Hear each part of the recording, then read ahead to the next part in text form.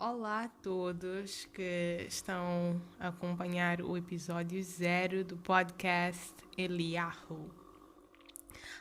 O meu nome é Ania Dias e eu estou muito feliz por estar aqui.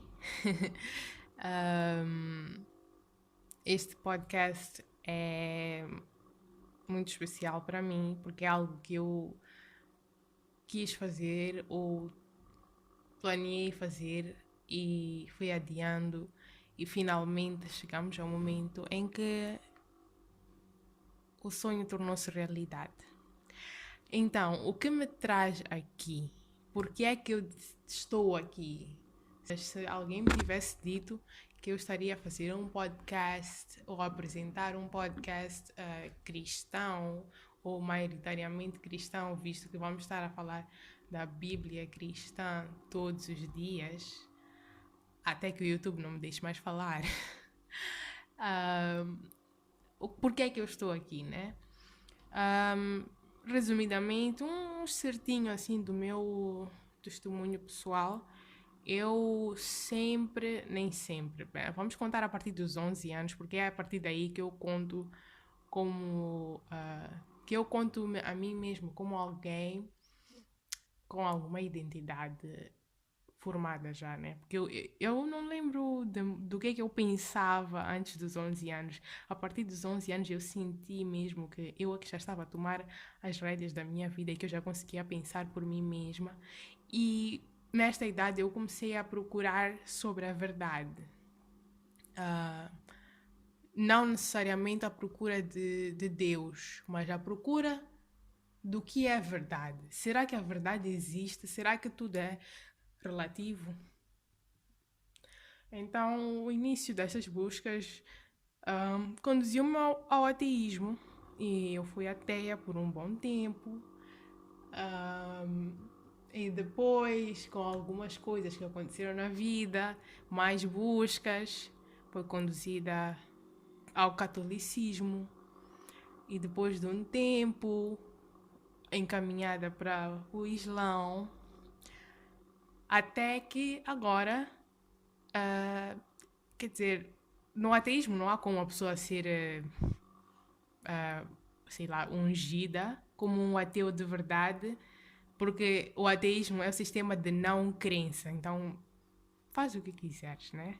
Não tem nenhum selo que diz bem-vindo ao clube dos ateístas. Pode haver um clube dos ateístas, sabe-se lá. Mas vocês percebem a expressão. No catolicismo, eu podia muito bem ter batizado como uma católica. No Islã, eu podia ter feito a reversão. Mas nunca selei nenhum compromisso porque eu não sentia que tinha encontrado ainda o fim da linha, né, para mim, ou talvez o início de uma nova fase. Eu sempre senti que estava em movimento, em movimento, em movimento, em movimento. E não, é como se eu estivesse a saltar de cadeira em cadeira à procura de qual é a cadeira mais confortável para mim. E a cadeira que foi mais confortável para mim foi a cadeira da Igreja Adventista do Sétimo Dia, que agora, graças a Deus, sou batizada nesta igreja. E foi a cadeira em que eu decidi sentar e foi a cadeira em que eu decidi começar uma nova fase.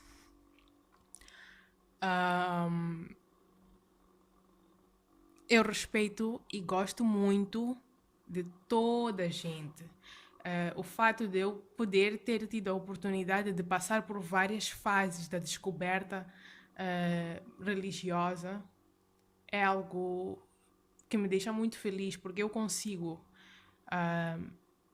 amar aquele que é católico, aquele que é ateu, aquele que é muçulmano, aquele que é hindu, apesar de eu nunca ter tido nenhuma experiência hindu religiosa, mas por eu ter tido alguma diversidade, eu consigo entender o porquê da pessoa estar lá. A pessoa realmente. A cadeira na qual eu sentei foi a da Igreja Adventista do Sétimo Dia, mas há quem sentou na cadeira da Igreja Assembleia de Deus. E ali é onde a pessoa sente que vai começar uma nova fase da sua vida. Há quem encontrou o seu assento no movimento Nova Era. eu não estou a endossar de forma nenhuma qualquer uma das religiões ou qualquer uma das escolhas religiosas. O que eu digo é exatamente que, independentemente do que nós tenhamos escolhido, o mais importante é sabermos o que é que escolhemos e não estarmos lá só porque nascemos numa casa católica, por exemplo. Nós temos que fazer uma escolha livre, porque é isso que nos é pedido todos os dias, escolhas. E o princípio de todas as escolhas, na minha opinião, é o da liberdade religiosa, que inclui a liberdade de crença e de não crença. Um tema polêmico em vários youtubers cristãos ou podcasters cristãos é o tema da monetização. E este certo é especificamente para o YouTube, porque o YouTube tem políticas restritivas para certas palavras que não permitem que o vídeo seja monetizado. Então, há temas dos quais não posso falar se quiser monetizar o canal ou se quiser monetizar um vídeo específico. Se o sistema de inteligência artificial captar estas palavras, ele, antes do upload, mostra uma caixa a dizer que, pelo uso desta palavra nesta parte do vídeo, não pode monetizar o vídeo. Então, se eu quiser monetizar, por exemplo, eu posso levar o vídeo de volta à minha aplicação de edição, pegar aquela parte em que eu digo aquela palavra e silenciar a palavra. Para quem acompanha youtubers de comentário social, vai notar muito isto, e eles já não explicam mais porquê, porque para quem está a acompanhar esse tipo de conteúdo, já é normal. Nós já estamos habituados a ler os lábios da pessoa quando a pessoa diz suicídio. Porque se disser suicídio, já não pode monetizar o vídeo. E há gente que paga a conta no fim do mês com a monetização destes vídeos no YouTube ou dos podcasts e tal. E mesmo sem a polêmica das palavras proibidas, há acompanhantes, subscritores, ouvintes dos podcasts e dos canais que não ficam satisfeitos em ver um episódio de um podcast cristão com um patrocinador, por exemplo. Mesmo que o patrocinador seja uma instituição cristã também. Ou não ficam satisfeitos em ver que aquela pessoa está a vender, por exemplo, camisas ou camisolas com alguma mensagem cristã. Por que é que está a vender? Por que é que está a tentar lucrar? Por que é que está a publicitar o seu produto aqui?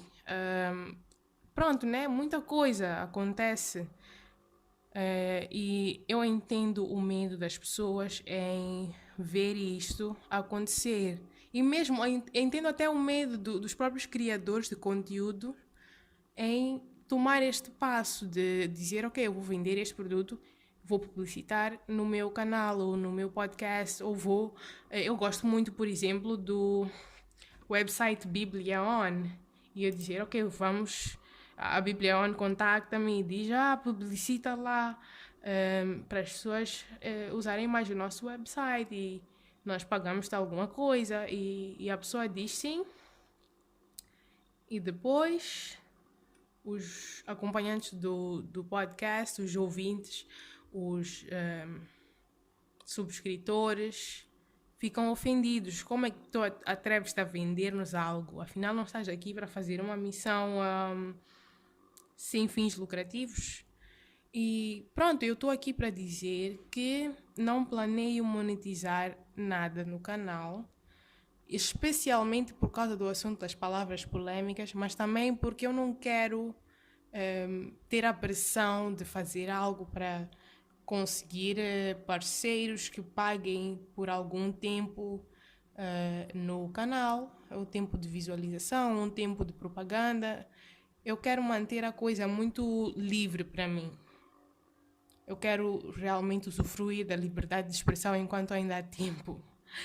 Então, só para dar um exemplo das palavras proibidas, suicídio já tinha dito, homossexualidade, identidade de género, patriarquia, depressão, intervalos de distribuição de riqueza. Portanto, só por eu ter dito estas palavras, não importa o contexto, se o sistema de inteligência artificial captar estas palavras, ele vai me dizer: não vais monetizar este vídeo, não podes monetizar este vídeo. Então eu prefiro falar e deixar dinheiro na mesa, não me importa tanto, graças a Deus. Tenho outras fontes de rendimento que não me fazem ficar preocupada por, sei lá, por não poder monetizar o canal. E também diminui muito o stress de todas aquelas políticas de 1000 visualizações, 100.000 inscritos. Tipo, eu posso falar à vontade, sem me preocupar muito com qual é o hashtag que eu devo usar para viralizar. Eu vou falar à vontade. Deus vai dizer assim: olha, fala sobre isto, ninguém vai gostar, mas fala porque há uma pessoa que vai ouvir isso daqui a 5 meses e vai precisar disto. Então fala. Então tá tudo bem. Eu gosto desta liberdade e vou aproveitá-la enquanto ainda está disponível. Passando para o próximo ponto, geralmente nos podcasts, o episódio 0 é onde o ouvinte tem a oportunidade de conhecer mais mais sobre o apresentador do podcast. E tendo falado um bocadinho do meu testemunho e das minhas intenções quanto à monetização, eu digo-vos agora o meu estilo de interpretação bíblica, o meu estilo de estudo bíblico, porque é maioritariamente isso que vamos estar a fazer neste canal ou neste podcast. Eu sou uma pessoa muito inquisitiva, eu pergunto muito, mas desde que comecei a descobrir a Bíblia já não tenho sido tão chata em perguntar às pessoas, porque isso realmente era inconveniente. E agora pergunto mais à Bíblia mesmo. E por perguntar tanto, acabei desenvolvendo um amor por estudos profundos. Em casos em que, por exemplo, vamos pegando o versículo 8. Sim, Mateus 10, versículo 8. Mateus 10, versículo 8 diz: curem os enfermos, ressuscitem os mortos, purifiquem os leprosos, expulsem os demônios. Vocês receberam de graça, deem também de graça. Isto volta para o assunto da monetização. Receberam de graça, deem também de graça. Então, esta coisa de pegar, este método de pegar uma parte do versículo. Veja, o versículo fala sobre curar enfermos, ressuscitar mortos, purificar leprosos, expulsar demônios, mas o que me fez trazer o versículo à baila foi metade dele. Vocês receberam de graça, deem também de graça. Não que o resto não importe para o contexto. Entretanto, para o foco da matéria, não peguei o versículo todo. E mesmo que eu quisesse saber, vocês receberam de graça, deem também de graça, lendo o resto do versículo, posso entender mais. E mesmo lendo em outras partes da Bíblia, ganho mais subsídios para enriquecer todo o estudo, não é? Então, ao acompanharem o desenvolvimento do canal, vamos reparar isso, que é um estilo que eu gosto muito, de pegar uma parte e desenvolver uma pergunta à volta daquele versículo, à volta daquele excerto de versículo, ou nem sequer desenvolver uma pergunta, mas sim um momento de descoberta, um momento de adoração, um momento de expressão de amor, uma explosão de alegria. Às vezes acontece, não é? Às vezes não há pergunta, às vezes é mesmo gratidão só, às vezes é mesmo consolo só e não uma pergunta. Mas o meu estilo é muito esse de perguntas, estudos profundos e detalhar o estudo de um versículo ou de vários versículos, detalhar, penetrar um versículo, chegando mesmo para um episódio do podcast. Pronto, né? Quem gosta, gosta. Quem não gosta, pode acompanhar outros estilos através de outros evangelistas, né?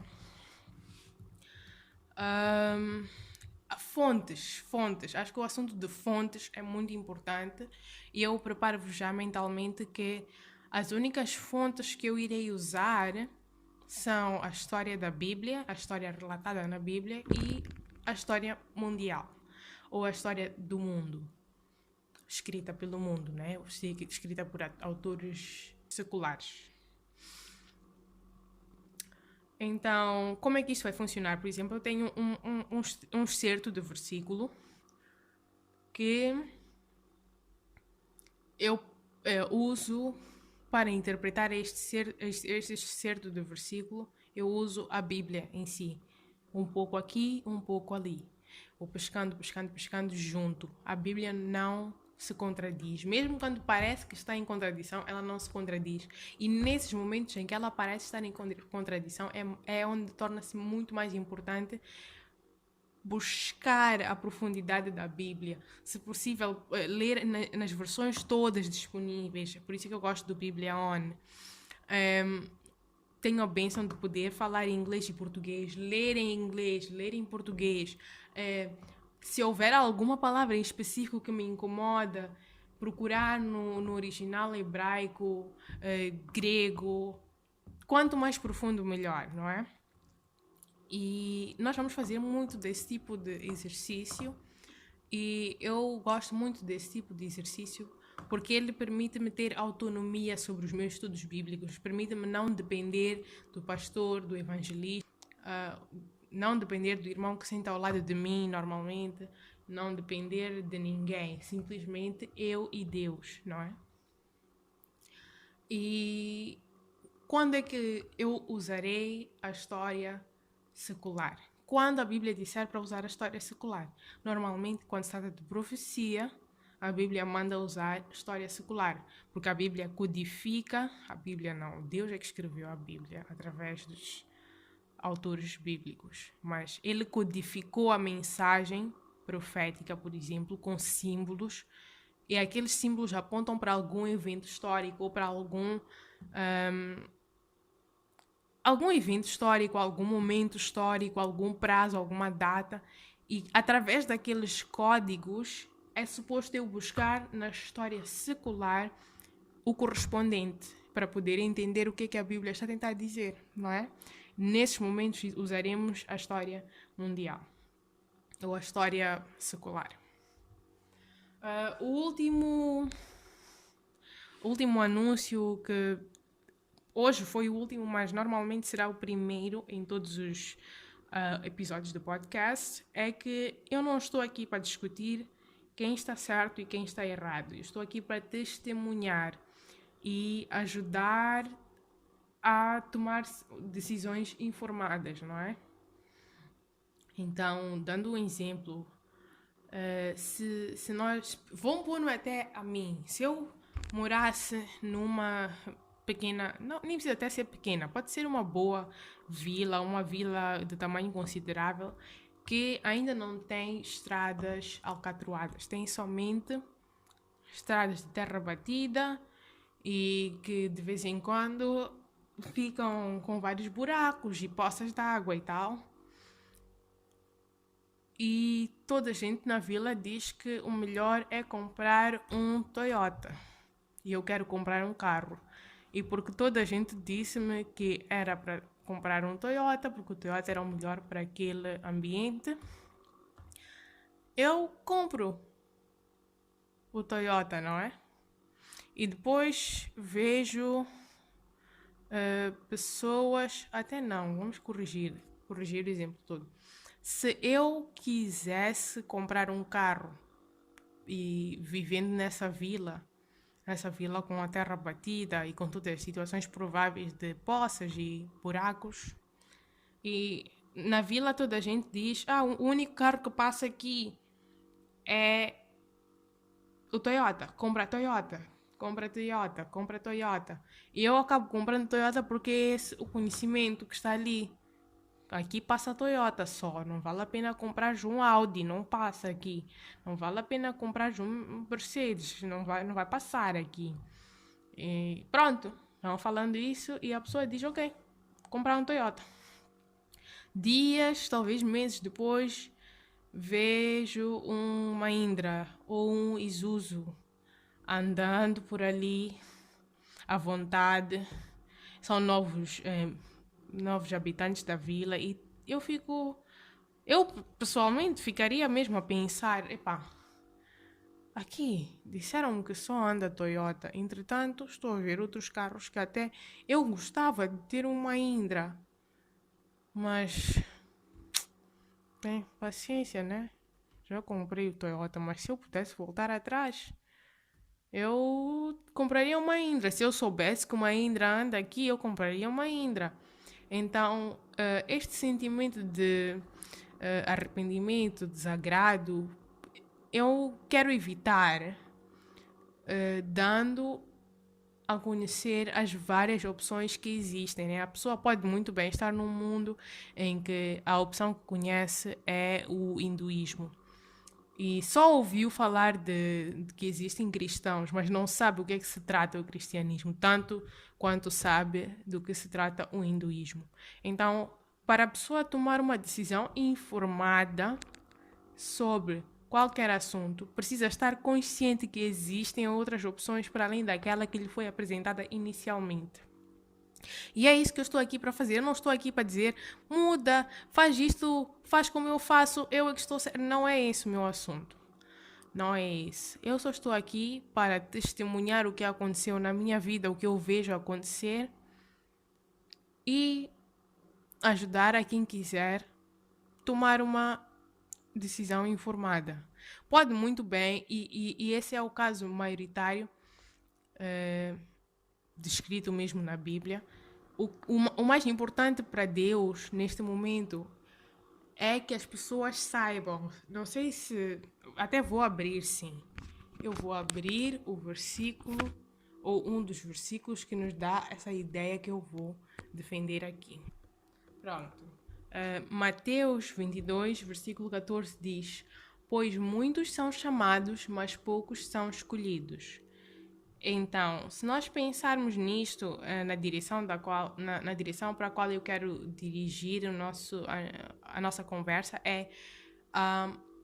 o objetivo é informar ao máximo de pessoas possíveis. Se elas escolherem uma coisa diferente, muito bem. Deus apoia o livre-arbítrio. Quem sou eu para decidir forçar alguma coisa em si? Não forço nada. Simplesmente quero que esteja consciente de que há uma opção que lhe foi apresentada e que você recuse de livre, espontânea vontade, não simplesmente não escolher aquela opção porque não sabia. Esse é o meu objetivo, informar, não forçar decisões. Cada um toma a decisão no seu tempo e se tomar uma decisão contrária àquilo que eu apresento, esteja bem resolvido na sua decisão. Esse é o que importa, não é? Pronto, dito isto, eu agradeço muito por terem acompanhado o podcast. Sinto muito feliz se você chegou até o fim e espero que esteja aqui para o episódio da manhã. Até amanhã.